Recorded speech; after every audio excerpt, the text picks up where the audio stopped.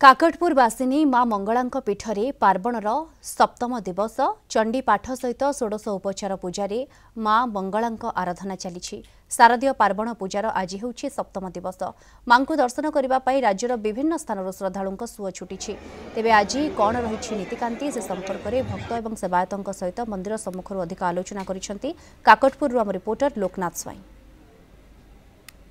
मां को पीठरे विशेष भाव में स्वतंत्र रीतिनीति रे पूजा हेबा सहित मां को पीठरे दैनिक चंडीपाठ करा जाउछि। एही चंडीपाठ समय रे राज्यर विभिन्न अंचल भक्त माने आसुछंती सेमानकर मनोकामना पूरण करबा पई।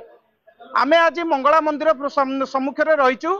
आम सहित किछि श्रद्धालु जोड़ी होइछंती तांका सहित प्रतिक्रिया नबा किभଳି भाବରେ से आज मां को दर्शन कले एवं कोन पूजा अर्चना कले।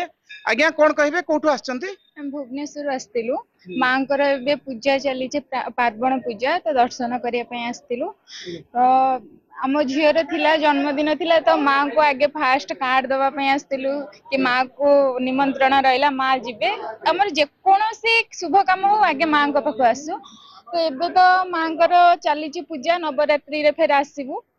तो मां को एते कहबे जेते बेले मोर किछि भी असुविधा पड़छ मो मां को डाकी मां मोर डाक सुनी चंती। तो एबे तो अखंड दीप मांकर चली तो आस्तिलु से दर्शन करिया पय मांकर फिर नवरात्रि टाइम रे आसु दर्शन पय। कोन आइया मोर से मां को प्रति जार मोर स्त्री जति की श्रद्धा अछि तो सेति लागि हमकु भी बहुत टाइम रे आसु हम दर्शन करू। तो एटा शुभ टाइम रे हम आसु दर्शन करछु भल लागुची बहुत। निश्चित भाव में पार्वण समय जो श्रद्धालु मैंने आसुचंती से माने तांकर मनोकामना एठी पूरण होबापई विभिन्न पूजा पर्वणी रे से माने जोग देइथांते। आम सहित किछि सेवायत रहिचंती तांक सहित कथा हेबा। आज्ञा कोन कहबे वर्तमान मांकर जो सप्तमी दिन रे विशेष भाव में चंडी पाठर गोटे स्वतंत्रता रही है किभଳି भाव में मांकर सेवा पूजा और चंडी पाठ चली?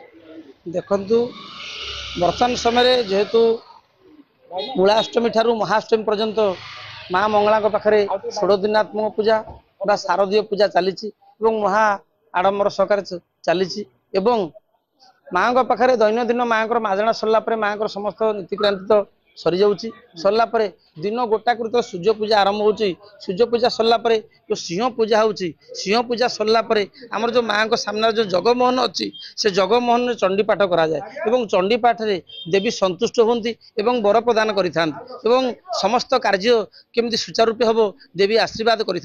चंडी पाठ हूँ मां मुख्य जिनस जे पर्यंत 16 दिनात्मक पूजा समाप्त न होई से पर्यंत प्रत्येक दिन जगमोहन रे चंडी पाठ करा जाए। यही षोडश उपचार समय रे दिन 12टा समय मां सेवा पूजा आरंभ होता है। मां तेणु आज सप्तम दिन में मां जो चंडी पाठ करा जाउची मां स्वतंत्र रीतिनीति करा जाउची एहाकु दर्शन करबा पई राज्यर विभिन्न अंचल भक्त माने आसुचंती एवं मां करुणा लाभ करी फेरी जाउचंती।